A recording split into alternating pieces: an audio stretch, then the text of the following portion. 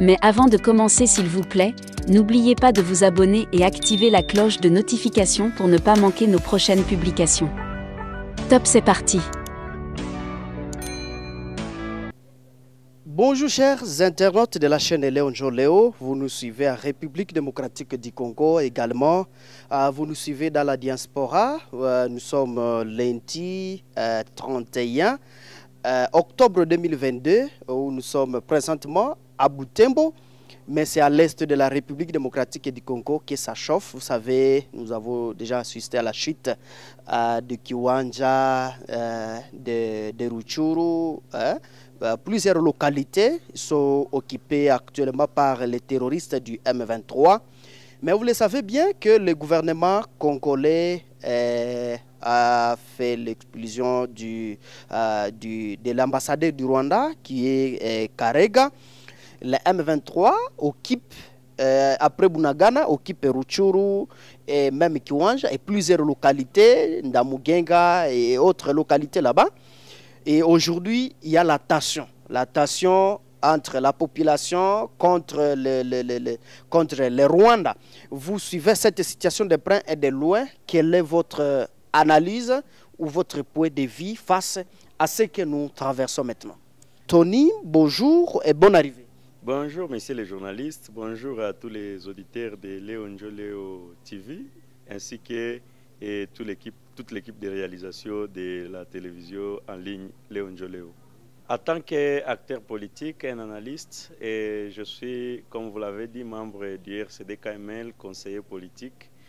Je suis en train d'observer avec abnégation les efforts des différentes couches, que ce soit au niveau de la population, que ce soit au niveau de l'armée, de tous les services, et dans tout ce qu'ils donnent pour que la paix soit rétablie à l'est de la RDC.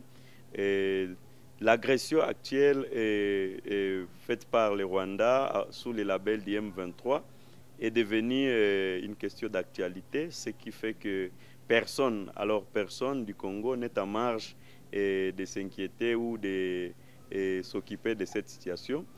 De gauche à droite, il y a cette tension-là qui monte, que ce soit dans la masse civile, et surtout les populations tout autour des zones agressées, même ceux qui sont dans les zones déjà prises par les terroristes de M23.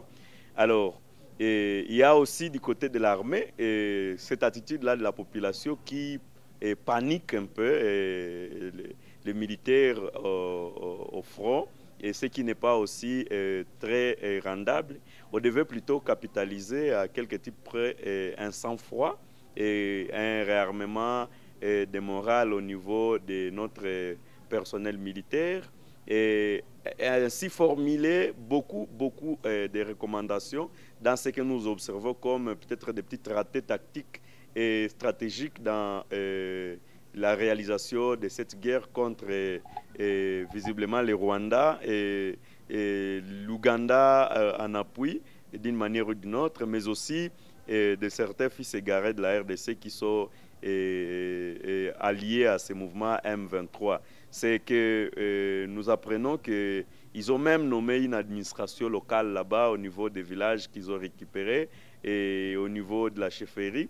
Et que ce soit vrai, que ce soit faux, c'est quelque chose que nous déplorons davantage, mais nous continuons encore à tenir notre morale forte pour accompagner l'armée. L'armée doit se rassurer qu'elle a le soutien complet des politiques de la RDC, particulièrement des hommes politiques de l'Est, et que nous appelons encore à doubler d'efforts pour accompagner l'armée à vaincre cette guerre.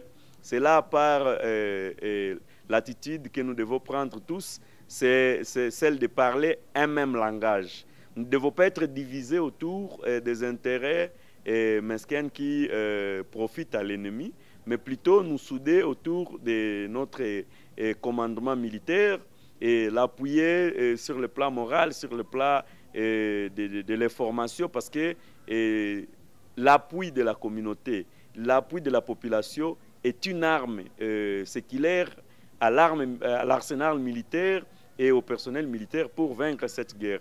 Si nous paniquons, si nous lâchons, nous allons fragiliser notre système de défense et ça va profiter à l'ennemi qui joue aujourd'hui à la propagande, joue aujourd'hui à cette panique-là comme arme pour nous démobiliser, pour nous rendre plus vulnérables de l'information et de leur progression, afin que nos consciences soient préparées et à leur entrée dans nos terrains. Et ça va être comme ce qui s'est passé dans le Kiwanja, Rutshuru, et un peu partout à Biruma, à Ntamugenga, un peu comme sur les collines de Rumangabo et consorts, où on sent comme si l'armée était sous panique parce que les informations diffusées ont fait que montrer comme si l'armée rwandaise sous couvert du label M23 était assez mieux équipée, très forte et en personnel très renforcé, plus que celle de la FRDC, de nos FRDC. Et pourtant, il n'en est rien de tout cela. C'est cette panique-là qui nous a fait perdre certains villages, certaines cités, certaines communes à l'intérieur.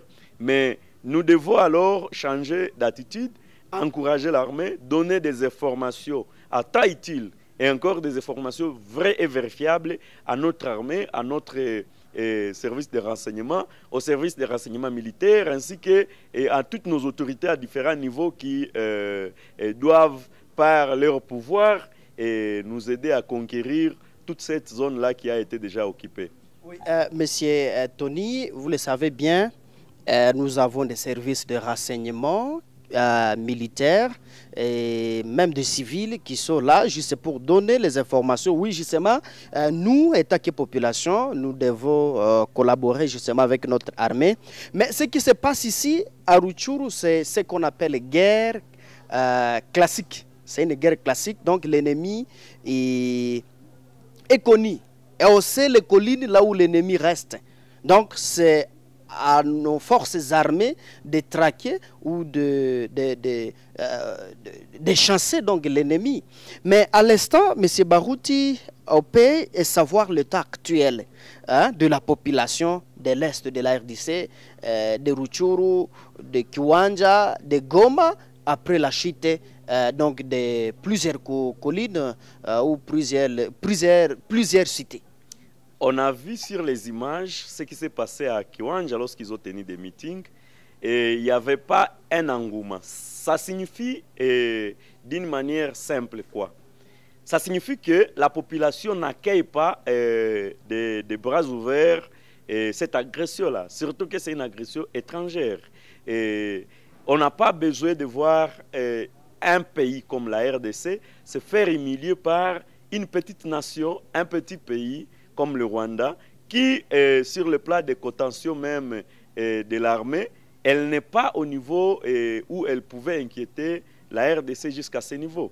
Cette attitude aussi, c'est celle de la panique qui s'observe. La population fuit les zones d'affrontement, les zones de guerre, mais il y a une autre partie de la population certainement qui y reste. Et si nous pouvons dire que notre contribution à attaquer la population, tout en laissant au service spécialisé, à l'armée, cette prérogative-là de défense et de libération des zones occupées par les M23, a l'obligation de collaborer parce que le mouvement des M23, le mouvement même de nos militaires sur la zone de front, ceux qui les contrôlent au mieux ne sont pas seulement les militaires. Il y a des civils qui errent, qui sont en train d'aider dans le transport des matériels militaires, qui sont en train d'orienter ces militaires qui viennent du Rwanda ou je ne sais pas moi d'où, et qui sont au front contre notre armée, et par obligation parce qu'ils sont tenus en captivité et pour servir dans cette sale besogne, qui sont les mêmes qui peuvent aussi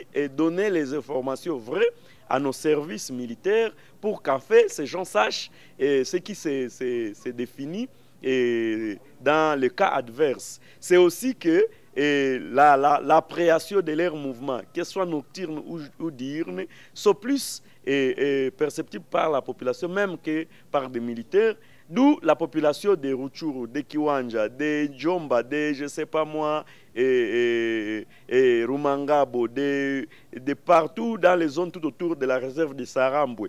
Et en donnant des informations à taille utile, ils peuvent nous aider à limiter les dégâts, mais aussi ils peuvent nous aider à avoir une bonne définition de la tactique militaire appropriée pour qu'on batte ces gens. Certes, la guerre est classique, l'ennemi est connu, et on est capable de déterminer les zones où elle se situe. On est aussi à même de comprendre en faux les tactiques de guerre qu'elle utilise, mais il y a cet aspect-là de ravitaillement, cet aspect-là de mouvement de masse de cette rébellion-là, de ces terroristes-là.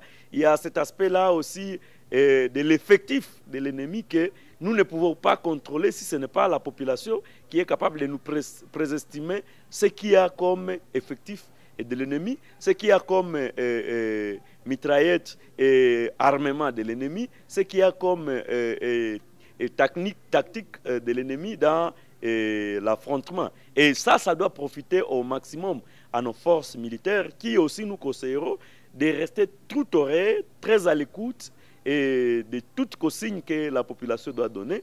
Elle ne doit pas négliger ce que la population apporte, tout en restant bien sûr vigilant pour ne pas se laisser percer par l'ennemi. Et la technique que nous essayons de voir, c'est que l'ennemi utilise beaucoup les médias sociaux et la population tombe est victime de manque de compréhension et de manipulation même de ces réseaux-là, de ces terroristes M23 et leurs communicateurs, en divulguant sur les réseaux sociaux des messages qui paniquent, des messages qui intoxent la population, même les militaires, sur les zones de front, et les démobilisent. Ça, nous devons dire à la population d'essayer un peu de garder avec maturité et de gérer avec maturité les systèmes informationnels pour ne pas profiter à l'ennemi et d'avasser jusqu'à faire tomber des grandes villes, des grandes agglomérations qui sont Goma pour la partie sud. Et si c'est Goma, alors c'est la province qui est touchée dans son intérieur. Et à côté, il y a Kanyabayonga qui va suivre Kirumba et puis ça sera Butembo si nous ne gérons pas bien les formations. À la société civile, et nous devons dire d'éduquer les comportements même de notre population pour ne pas créer des mouvements qui vont profiter à l'ennemi en ce sens-là qu'il peut se dissimuler entre la population pour avoir un bénéfice de guerre, dans ce sens-là, même un bénéfice de l'information et de mobilisation à sa cause. Et aussi que nous devrons dire à notre population de rester serein. Il y a l'armée qui travaille sur les lignes de front. Nous avons cette armée et c'est la seule que nous avons et nous devons la soutenir. Nous devons l'accompagner. S'il faut notre présence tout autour nous devons faire comme ce qu'a fait la population à l'époque où Mamadou était le commandant des opérations contre cette même rébellion de M23 à l'époque, là nous rappelons 2013. Alors, si nous avons réussi à côté de Mamadou, nous devons faire confiance aux autres militaires qui sont de nombreux Mamadou qui sont nés après Mamadou, qui sont les lycées Baouma qui sont nés après Baouma, d'esprit bien sûr, et qui sont capables aussi de ramener la victoire du côté du Congolais. Donc nous devons faire confiance à notre armée et nous devons encourager notre armée, les réarmer moralement, les donner les nécessaires des formations pour que notre armée agisse avec précision dans le ciblage de l'ennemi. Oui, Monsieur Barouti Tony, nous sommes toujours avec vous. Aujourd'hui, c'est la population, les jeunes sont mobilisés jusqu'au point même de vouloir entrer au Rwanda pour faire une guerre. Ce que je peux qualifier une guerre froide contre les Rwandais. Et face à ceci, vous, personnellement, quel est votre point de vue, puisque au risque d'assister à de pire, ici à Goma, surtout à la barrière, à la petite barrière vers le Rwanda? La vraie question reste à qui profite la psychose si ce n'est pas à l'ennemi. Et donc nous ne devons pas tomber dans les pièges de l'ennemi. Quand nous paniquons, nous ne savons plus nous contrôler, nous ne prenons pas notre sens de sang-froid et de réflexion assez plus poussée pour que nous puissions aider le gouvernement à la réflexion, à la confiance qu'elle doit prendre de nous pour que la définition de guerre aille dans notre avantage. Et ça, nous devons donc dire à la population, bien sûr, à manifester notre colère, notre indignation. Nous devons aussi prendre une attitude d'encouragement pour notre gouvernement, notre armée, et de se renforcer sur terrain pour que l'ennemi ne franchisse pas et la zone de plus de celle qu'elle occupe aujourd'hui, mais plutôt que l'ennemi perde en termes d'information, en termes d'arsenal militaire, en termes de personnel, en termes même de zones occupées, pour que demain, nous ayons en information par notre solidarité à l'armée et aux services appropriés, et la cité de Bunagana qui est encore remise et annexée sur le territoire congolais, jadis que nous connaissons comme intégrante donc de ce que nous appelons le Congo. Mais si nous cédons par notre manière, c'est nous qui allons encore prendre l'avantage parce que nous allons profiter à l'ennemi de nous percer et de profiter de ces mouvements-là incontrôlés pour intégrer même les différentes villes qui, jusqu'à aujourd'hui, restent encore acquises à notre gouvernement que nous appuyons. Et c'est là donc que j'appelle la population à ne pas désorienter l'armée, à ne pas désorienter la politique gouvernementale de lutte contre les M23, mais plutôt à se souder à notre armée et à notre gouvernement pour que la force soit de notre côté. C'est aussi dire que les différentes marches de colère et de marches de désapprobation de cette agression du Rwanda contre nous et doivent être aussi limitées parce que si on ne les contrôle pas, nous allons encore y perdre des jeunes vaillants qui sont capables de beaucoup si on les éduquait d'une manière assez professionnelle dans l'art de la guerre, soit par l'armée, soit dans les renseignements, soit dans différentes autres options de guerre, pour que demain il nous soit profitable. Ce n'est pas l'heure de faire gaffe pour que le Rwanda prenne des avantages sur nous. Mais plutôt, nous devons multiplier des recommandations à notre gouvernement par rapport à des actions à mener, parce que nous sommes sur terrain, nous sommes à Goma, nous savons par où il faut toucher le Rwanda dans son anis pour qu'ils ne savent plus bouger. C'est quoi? Si le Rwanda vit en dépendance du Congo sur la zone frontalière par les commerces, les petits commerces, nous devons dire au gouvernement comment il faut bloquer ces commerces, comment il faut bloquer même des zones de fraude qui utilisent ces petits Rwandais pour venir et subsister du sol congolais. Nous devons aussi peut-être menacer les rwandophones rwandais qui sont sur le sol congolais, qui profitent de cette proximité-là et de certains Congolais qui parlent la même langue qu'eux, pour qu'ils ne soient pas des tops du Rwanda dans notre zone et que par voie de conséquence, ils ne viennent pas nous faire des pertes de nos différentes agglomérations et villes par cette transmission-là. D'autant plus que tout ce que nous faisons et qui sont chez nous et assistent et profitent pour avoir des éléments nécessaires et qu'ils envoient bien sûr dans leurs services de renseignement, ce qui peut faire que demain ou après-demain, tous les leaders qui étaient au front sur différentes lignes dans la lutte soient maintenant les cibles des services de l'extérieur parce que nous, à l'intérieur, nous n'avons pas pu bien gérer les formations et canaliser les formations. Ça, on doit limiter donc ces étrangers rwandais qui sont, par exemple, dans les zones de frontières et des villes de frontières, Goma, il y a Munigi, il y a tous les territoires de Nyiragongo, et territoires de Rutshuru, voire Masisi et partout ailleurs où il y a des étrangers rwandais, si même ils peuvent être en termes de leur séjour régulier dans le pays, qu'ils ne soient pas aussi ces gens-là qui vont servir des courroies de transmission au Rwanda pour que les Rwandais prennent de l'avantage et nous surprennent de temps à autre dans leur progression avec le label M23. c'est à quelques types près aussi que nous devons donc renforcer la surveillance tout autour des étrangers, parce qu'ils ne sont pas seulement rwandais, ils sont aussi de tous les autres pays qui peuvent ne pas être de notre côté tout à vivre avec nous et qui vont servir au service d'un renseignement du M23 et du Rwanda, et des éléments pour que ces gens continuent et fassent des assauts sur des autres agglomérations.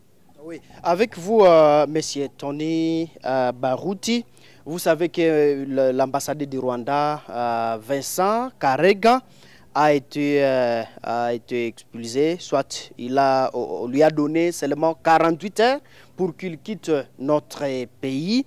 Et cela, c'est le gouvernement qui a pris vraiment cette décision. Pour vous, pensez-vous que vraiment, quand Vincent Karega va quitter notre pays, la RDC, ça va changer quelque chose? Les Anglais disent toujours « fight and talk » comme principe de guerre. Et c'est quoi? Entre-temps, on parle. Entre-temps, les militaires sur le front s'engagent à protéger le pays et à protéger l'intégrité territoriale et les personnes et leurs biens.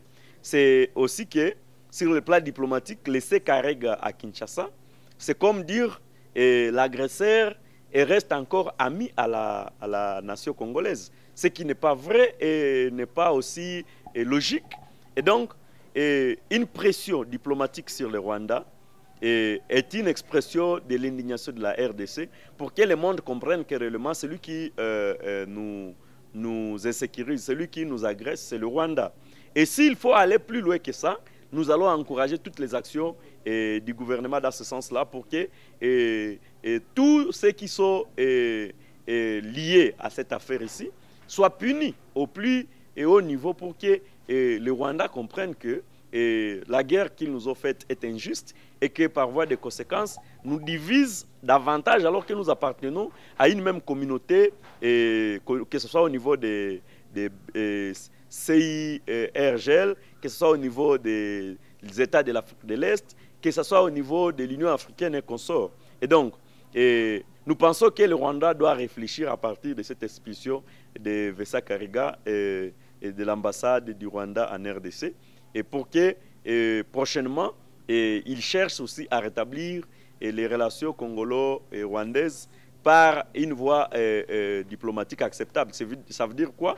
Lorsqu'ils vont cesser de nous agresser, et nous allons maintenant réouvrir encore les frontières et les relations diplomatiques avec le Rwanda. Mais aussi longtemps qu'il reste encore une main séculaire derrière les M23, si ce n'est pas eux-mêmes qui se sont fait M23, nous ne serons pas prêts à faire quoi que ce soit sur le plan régional comme des voisinages, et que ce soit dans les commerces, que ce soit dans la mutualisation des surveillances de nos frontières, que ce soit dans les autres projets sous-régionaux ou régionaux, aussi longtemps que cette guerre de M23 n'a pas cessé. Nous sommes pratiquement à la fin de notre entretien. Avez-vous un message en particulier adressé à nos téléspectateurs ou à nos internautes qui vous suivent en République démocratique du Congo, également de la diaspora? Si les concernés vont m'écouter de partout où ils sont, je demande à la population de garder un sang-froid. Un sang-froid qui ne dit pas qu'on est naïf, mais on analyse en fond, on trouve des pistes, on les propose à qui de droit pour que, à ce tour, il s'exerce dans ses fonctions pour nous remettre la paix et nous chasser le M23. Au gouvernement, je veux dire le gouvernement, par tête de la présidence, de prendre au sérieux cette question de guerre qui aujourd'hui, par des imprudences conjuguées, peuvent nous amener à perdre des grandes parties de notre territoire national. Et là, le pays ne sera plus unifié. Et donc, on sera déjà en état de guerre qui, c'est comme on le dirait, on sait quand la guerre commence, mais on ne connaît pas quand elle prend fin. Et donc, on doit multiplier des efforts avant qu'il ne soit tard pour bouter dehors cet ennemi qui est le M23 avec son compagnon, le Rwanda. Du côté de l'armée, nous demandons à ce que la tactique utilisée, les stratégies à adopter soient à la faveur de la communauté.